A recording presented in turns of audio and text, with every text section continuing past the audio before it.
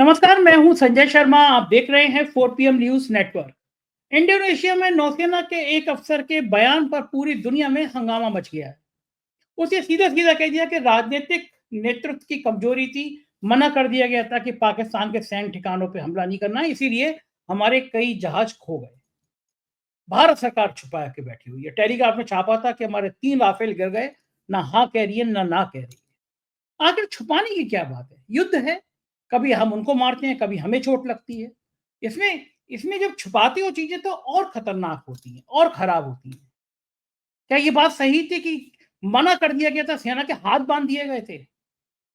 और लोग हैरान हैं कि बड़े गुस्से से सऊदी से आके बिहार में प्रधानमंत्री जी ने कहा था कि पहलगांव में जिन लोगों ने हत्या की है, उन 4 आतंकियों के खानदान को मिटा देंगे। अब नाम तक नहीं लेता उनका कोई। वो आतंकी कहाँ चले गए, कहाँ हैं, कोई पूछता नहीं। ये राजनीतिक नेतृत्व की कमजोरी क्यों है? भाजपा मैनेजमेंट पॉलिसी से कब तक और कैसे काम चलाएगी? ये बात मैंने अभय दुबे जी से पूछी है शो में। और मैंने पूछा है कि अमेरिका को जो इस तरह ईरान ने पटकी मारी है, इजराइल और अमेरिका को, पूरी दुनिया ईरान के जज्बे की मुरीद हो गई। भारत इतनी हिम्मत क्यों नहीं जुटा पाता? बहुत रोचक बातचीत है। आपसे रिक्वेस्ट है, चैनल को सब्सक्राइब करिए, ज्वाइन करिए। चलते हैं अभय दुबे जी के पास। 4 PM न्यूज नेटवर्क में स्वागत है अभय दुबे जी आपका। मुझे लगता है कि भारत पाकिस्तान के बीच जो झड़प हुई है वो भारत सरकार के लिए बहुत दुखदाई बनती जा रही है। इंडोनेशिया में एक खबर आई है, भारतीय दूतावास के सैन्य अफसर कैप्टन शिव कुमार, उनका बयान आया है।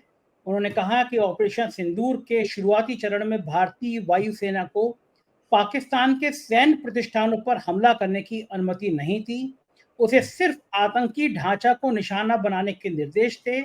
इसी वजह से भारत ने कुछ लड़ाकू विमान खो दिए। मतलब राहुल गांधी जो आरोप लगा रहे थे, आज वो आरोप सही है। सोशल मीडिया पे ये तमाम बयान वायरल हो रहे हैं। बाद में सफाई भी दी जा रही है कि मतलब ये नहीं था, बयान को तोड़ मरोड़ के पेश किया गया। लेकिन जो चीजें सामने आ गई वो आ गई।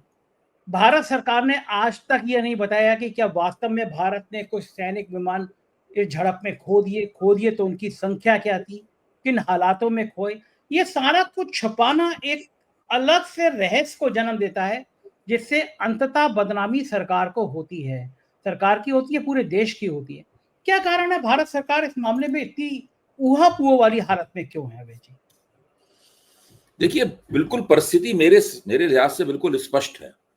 आप विदेश मंत्री एस जयशंकर का वो वक्तव्य देखिए, जिस वक्तव्य में वो कहते सुनाई पड़ रहे हैं कि हमने ऑपरेशन सिंदूर शुरू होने से पहले पाकिस्तान को बता दिया था कि हम आपके सैन्य प्रतिष्ठानों के ऊपर हमला नहीं करेंगे, हम तो आतंकवादियों के जो अड्डे हैं उनके ऊपर हमला करेंगे। तो ये जो कैप्टन शिव कुमार, जो इंडोनेशिया में भारत के डिफेंस अटैची हैं, उनका वक्तव्य और भारत के विदेश मंत्री का वक्तव्य, इन दोनों के बीच में आपको क्या अंतर नजर आता है? बिल्कुल दोनों एकदम परफेक्टली मैच कर रहे हैं एक दूसरे से। अच्छा, अब मैं आपको ले चलता हूं उस जगह पर जहां एक बार पहले भी मैं आपको ले जा चुका हूं, और वो जगह यह है कि जो रक्षा सेनाओं के जो चीफ हैं, तीनों रक्षा सेनाओं के जो चीफ हैं, उनका वक्तव्य आप सुनिए, जो कि उन्होंने विदेश में दिया था। सीडीएस ने, हाँ, सीडीएस ने वक्तव्य विदेश में दिया था। तो मैंने आपके साथ चर्चा करते हुए कहा था कि उनका वक्तव्य जो है ना, इतनी मासूमियत से नहीं लेना चाहिए। उनके वक्तव्य के पीछे बीजेपी की एक चाल है। वो एक पॉलिटिकल अपॉइंटी हैं और बीजेपी की का जो राजनीतिक स्वार्थ है उसको सिद्ध करने की कोशिश कर रहे हैं। वो फौजी नहीं है, वो हो या ना हो, उससे भारतीय फौजों के संचालन में कोई असर नहीं पड़ता। जब इससे पहले जनरल रावत का दुर्घटना में देहांत हो गया तो उसके बाद बहुत दिनों तक कोई भी सीडीएस नहीं बना। उसके होने न होने से भारत की रक्षा सेनाओं पे कोई फर्क नहीं पड़ता। ये एक पॉलिटिक्स, गवर्नर सरकार नियुक्त करती है, उस तरीके से इनको नियुक्त किया जाता है। उन्होंने बड़ी होशियारी और चालाकी के साथ में जो विमान गिरे थे उसकी जिम्मेदारी फौज के ऊपर डाल दी।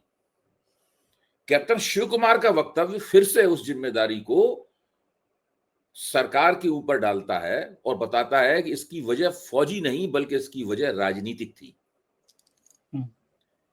फौजें ये तय करती हैं कि हमारा कौन सा विमान हमला करेगा, हम कितनी स्पीड से जाएंगे, कौन सा बम गिराया जाएगा, कब गिराया जाएगा, क्या गिराया जाएगा, ये तो उसकी क्या टेक्नोलॉजी होगी, उसकी क्या रणनीति होगी, ये फौजें तय करती हैं। लेकिन फौजों का लक्ष्य क्या होगा, ये सरकार तय करती है, ये पॉलिटिकल डिसीजन होता है। जैसे कि सरकार चाहती है कि आप कुछ भी कीजिए, आप एलओसी क्रॉस नहीं करेंगे, तो फौज फिर एलओसी क्रॉस नहीं करती है, चाहे उसे कुछ भी करना पड़े। अगर सरकार कहती है कि एलओसी क्रॉस कर दीजिए, वहां पर जाके मार दीजिए, मिसाइल मार दीजिए, बम मार दीजिए, तो सब फौज उस तरीके से करती है। तो ये तय करना सरकार का काम था। ये एक पॉलिटिकल डिसीजन था कि आखिरकार जो भारतीय वायुसेना के विमान जाएंगे हमला करने के लिए, वो दरअसल उनका निशाना क्या होगा।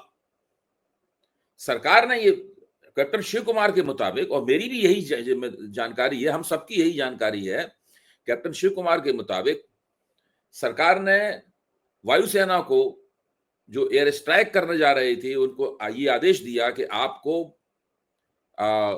पाकिस्तान के जो रक्षा ठिकाने हैं उनके ऊपर हमला नहीं करना है। जैसे ही आप वायुसेना को या फौज को ये आदेश देते हैं, वैसे ही आप उनका एक हाथ पीठ पीछे बांध देते हैं। उनकी क्षमताएं सीमित रह जाती हैं, उसमें कोई भी नुकसान हो सकता है नुकसान नहीं होता। लेकिन जो चीनी टेक्नोलॉजी वहां लगी हुई थी, चीनी डिफेंस सिस्टम लगा हुआ था, उसकी मदद उठाकर पाकिस्तान हमको ये नुकसान पहुंचाने में कामयाब रहा। फिर भी मैं कहूंगा, इस नुकसान के बावजूद भी भारतीय रक्षा सेनाओं ने पाकिस्तान की अच्छी ठुकाई की, और पाकिस्तान आखिर में चौथे दिन तक आके बहुत घबरा गया था और परेशान हो गया था। लेकिन ये पूरा प्रकरण तो चौथे दिन का है नहीं। चौथे दिन आते आते तो भारत का हाथ बहुत भारी हो गया था पाकिस्तान के ऊपर। ये तो बिल्कुल शुरुआत का प्रकरण है, जहां पर हमारे राफेल गिरे। और जो सीडीएस हैं, वो बड़ी चालाकी से ये भी नहीं बताते हैं कि कितने विमान गिरे। वो बोले विमान कितने गिरे ये इससे कोई मतलब नहीं है, क्यों गिरे इसकी पता लगाइए, और इसकी जिम्मेदारी वो हम रक्षा सेनाओं ने पता लगा लिया था हम पे क्या गलती हुई, उस गलती को हमने ठीक कर लिया था। यानी उन्होंने ये भी कह दिया कि रक्षा सेनाओं ने गलती स्वीकार कर ली अपनी, उस गलती को उन्होंने ठीक भी कर लिया। इस तरह सरकार को इस विमान गिरने की जो राजनीतिक रिस्पॉन्सिबिलिटी थी, जो पॉलिटिकल रिस्पॉन्सिबिलिटी थी, उससे पूरी तरीके से उन्होंने मुक्त कर दिया। कैप्टन शिव कुमार के वक्तव्य ने एक बार फिर से इस प्रश्न को ऊपर उठा दिया है कि दरअसल विमान गिरने में जिम्मेदारी किसकी थी। अच्छा अभय जी, इतना डर किस बात का? युद्ध है, कभी हम ज्यादा हमला करते हैं, कभी हमें भी चोट लगती है। क्या मोदी सरकार को ये कॉन्फिडेंस है कि वो बात छुपा के ले जाएंगे कि राफेल गिरे तो कितने गिरे, एक गिरा, दो गिरा, तीन गिरा? देखिए, मैं कई बार कह चुका हूं, इस सरकार का जो मोडस ऑपरेंडाई है, यानी काम करने का जो आम तरीका है, मतलब वो है प्रबंधन का, मैनेजमेंट का। ये हर चीज को मैनेज करती है, एक एक मिनट का मैनेजमेंट चलता है। और मैनेजमेंट जो लोग, मैनेजमेंट का मतलब होता है कि आप केवल सतही और फौरी स्तर पर काम करते हैं। आपका काम करने का तरीका शैलो होता है, उथला होता है। आप दूरगामी दृष्टि से कोई निर्णय नहीं लेते, कोई योजना नहीं बनाते। जैसे जैसे समस्या आती है, आप उसका हल करते हुए और सोचते हैं कि इससे हमारा राजनीतिक नुकसान न्यूनतम हो, इस काम में लगे रहते हैं। तब तक छिपाते रहो, जब तक लोगों की स्मृतियों से ये मामला चला ना जाए। तब तक इसको पृष्ठभूमि में फेंकते रहो, तब तक इधर उधर की बातें करते रहो, स्पिन देते रहो। एक बात को कम छुपाने के लिए कोई दूसरा बड़ा मामला खड़ा कर दो, जैसे कि बहस डिरेल हो जाए, इसके लिए एकदम जाति जनगणना की घोषणा कर दी। इसीलिए तो किया गया था।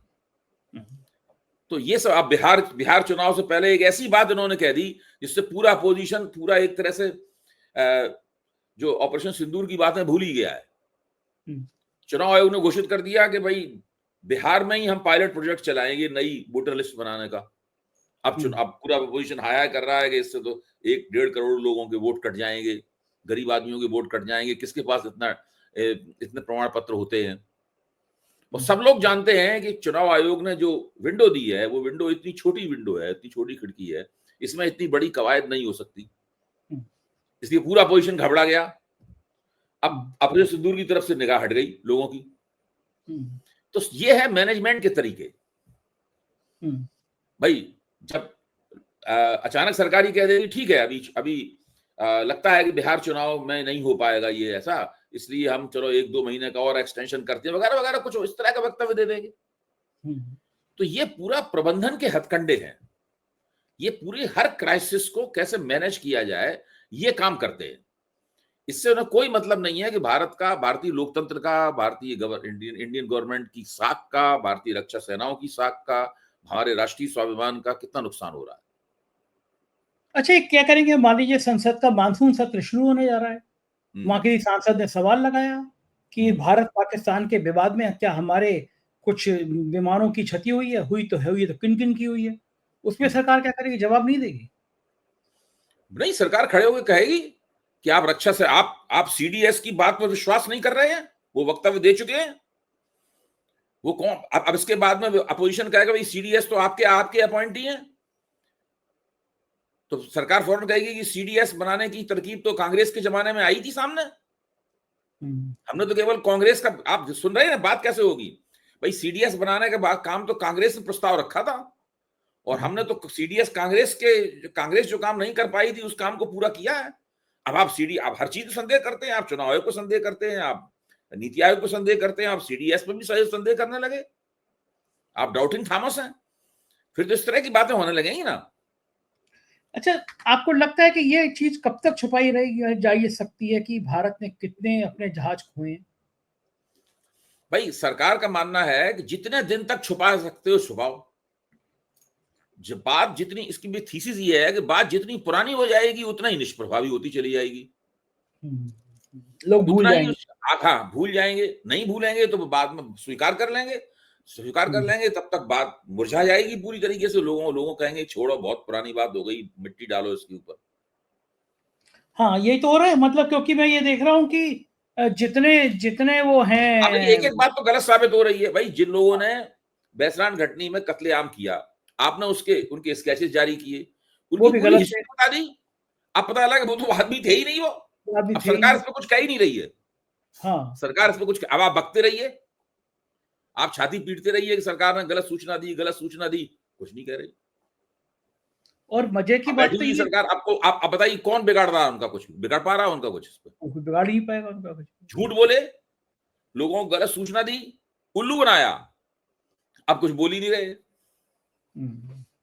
और मजे की बात तो ये है कि लोग अब जिक्र ही नहीं कर रहे कि वो 4 आतंकी कहाँ चले गए जिन्होंने कुछ नहीं, पहलगाम में कोई बात घटना ही नहीं, करी। बिल्कुल सब प्रधानमंत्री खा जी गए, ने सब प्रधानमंत्री हजम। ने बिहार में कहा था कि बीजेपी की जो मैनेजमेंट मशीनरी है सब हजम कर गई, डकार भी नहीं ली उसने।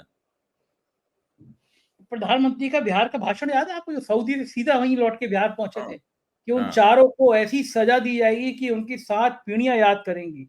हाँ। प्रधानमंत्री जी को याद नहीं रहता होगा उन्होंने क्या इस क्या बार बोला 7 है। पीढ़ियां आराम से बैठी होंगी, तो 7 पीढ़ियों को पता है कि हमको कोई सजा नहीं मिलेगी। वो आराम से बैठी होंगी 7 पीढ़ियां। अच्छा, इतना फिर झूठ क्यों बोलते हैं प्रधानमंत्री जी? ऐसी बातें क्यों करते हैं? भाई उनकी राजनीति का तरीका ही है। आप इसको झूठ कह रहे हैं, वो कह रहे हैं कि ये राजनीति इसी तरीके से हो सकती है। यही उनका मैनेजमेंट, हर पार्टी कुछ ना कुछ पॉलिटिकल मैनेजमेंट करती है, इसमें कोई शक की बात नहीं। प्रधानमंत्री और उनके सलाहकारों ने और उनके जो रणनीतिकार हैं, इन सब लोगों ने पॉलिटिकल मैनेजमेंट की इस कला को चरम पर ही नहीं पहुंचाया है, उसको उन्होंने एक नया रूप दे दिया है पूरी तरह। उन्होंने अपनी राजनीति का पर्याय बना दिया है उसको। और उसमें सीधी बात यह है, उनको किसी भी दूरगामी चीज से कोई मतलब नहीं है।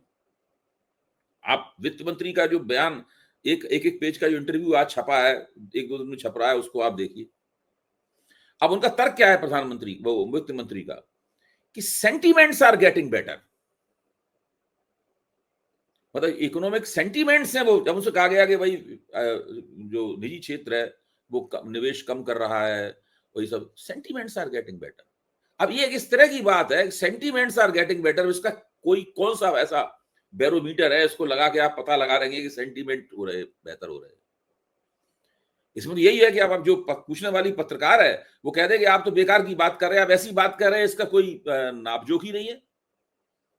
आप साफ तौर पर बताइए, आप कह रहे हैं सेंटीमेंट बेटर, आप डेटा क्या है आपके बाप ने बात प्रूव कर साबित करने का? सही कोई बात कुछ है। नहीं बताते, तो ना और पत्रकार पूछते हैं ना वो बताते हैं। भारत और पाकिस्तान की तल्खी के बीच में एक खबर आ रही है कि पाकिस्तान और चीन नए क्षेत्रीय स्तर पर एक साझा समूह की तैयारी कर रहे हैं। सार्क ब्लॉक की जो एक नया समूह बनाने की कोशिश की जा रही है। यहाँ पे और भी अड़ोस पड़ोस के देश शामिल किए जाएंगे। भारत के जो पड़ोसी देशों के साथ जो रिश्ते खराब होते चले जा रहे हैं लगातार, कोई साथ में नहीं है। ना नेपाल है, ना बांग्लादेश है, चीन पाकिस्तान पहले ही खिलाफ हैं। इन स्थितियों में अब भारत को अपनी विदेश नीति में क्या लगता है, आमूल-चूल परिवर्तन करने की ज़रूरत नहीं है। नहीं, कोई उनकी योग्य विदेश नीति में कोई, मैं आपसे सहमत नहीं हूँ संजय जी इस बात पे। उन्हें अपनी विदेश नीति में कोई परिवर्तन करने की आवश्यकता नहीं है। उनके विदेश नीति की एक डॉक्ट्रिन है कि नरेंद्र मोदी की तस्वीर छपनी चाहिए। उस काम में वो पूरी तरीके से सफल है। विदेश मंत्रालय को नरेंद्र मोदी ने 100 में 100 नंबर दिए, शायद 100 में 110 नंबर दिए हो। आप कह रहे विदेश नीति बदलो, जिसकी नरेंद्र मोदी की तस्वीर न छपे। आप इसमें परिवर्तन चाहते हैं।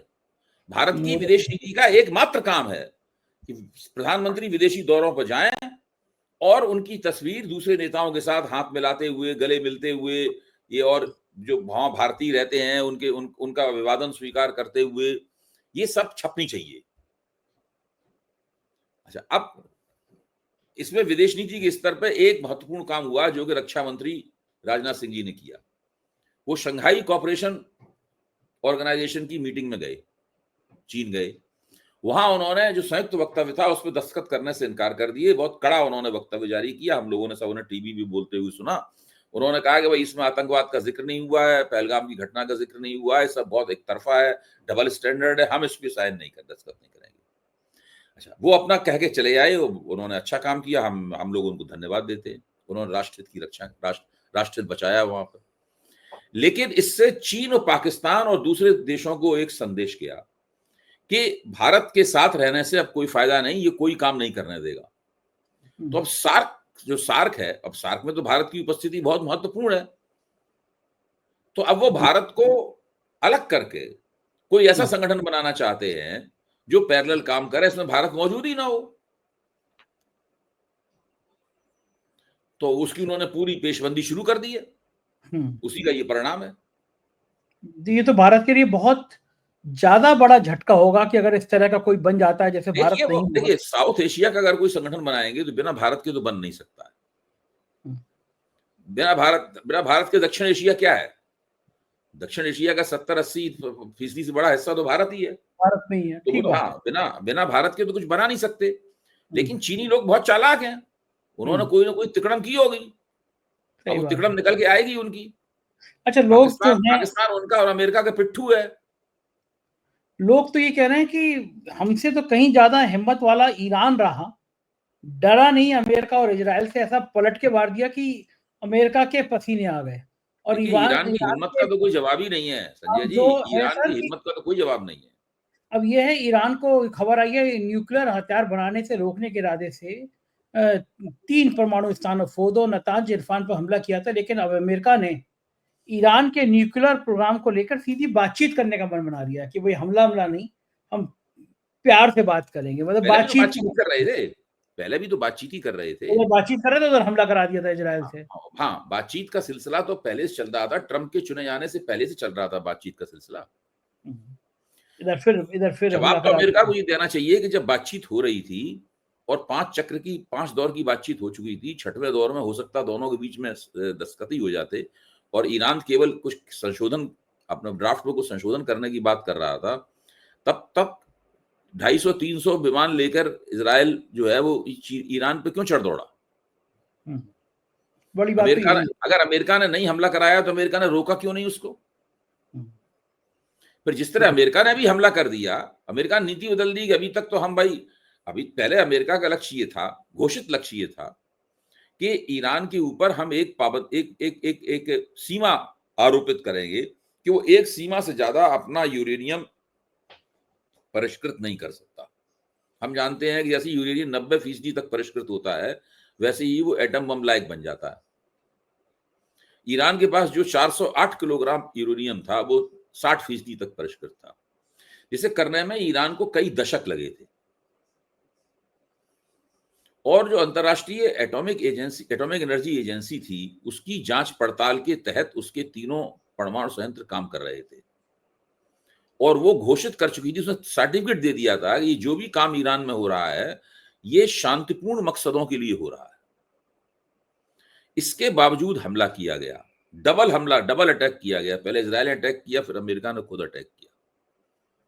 अब किस मुंह से ये लोग अमेरिकी कह रहे हैं कि भाई अब हम फिर से बातचीत करेंगे, अब ये करेंगे, वो करेंगे।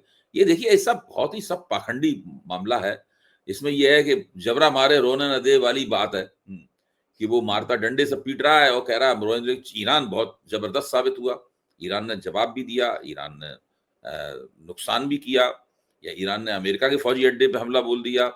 ईरान ने इजराइल को तो मार मार के भूत बना दिया। अगर मैं हाँ, सही भाषा तो यही। अपने इलाके की बातचीत, अपने इलाके की भाषा का इस्तेमाल करूं, हाँ, तो यही इसलिए है। ये सब लोग, हाँ, ईरान इस वक्त देश में दुनिया में जो एंटी अमेरिकन सेंटीमेंट है, जो अमेरिका विरोधी जज्बात हैं, उनका सबसे बड़ा प्रतिनिधि बना हुआ है।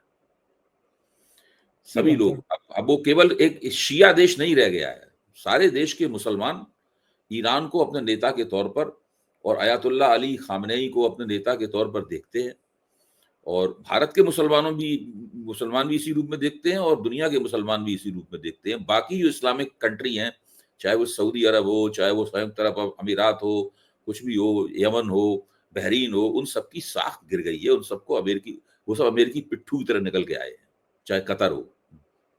बिल्कुल ठीक बात है। बहुत बहुत शुक्रिया अभय जी, आपने इतनी सारी जानकारी दी। धन्यवाद, थैंक यू। ये थे अभय द्विवेदी जी, पूरी बातचीत आपने सुनी।